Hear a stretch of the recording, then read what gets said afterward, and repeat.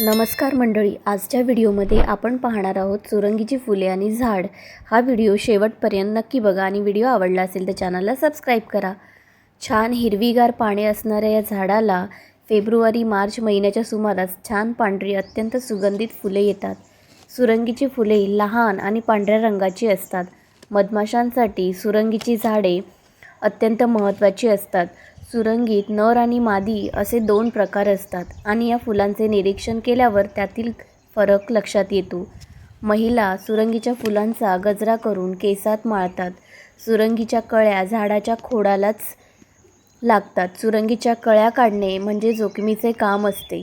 कळ्या काढण्यासाठी झाडावर चढावे लागते व एक एक झालेली कळी काढावी लागते। सुरंगीच्या फुलांचा वापर सौंदर्य प्रसाधने, उठणे अशा गोष्टींमध्ये देखील केला जातो। आणि हो, व्हिडिओ आवडला असेल तर चॅनलला नक्की सबस्क्राईब करा। धन्यवाद।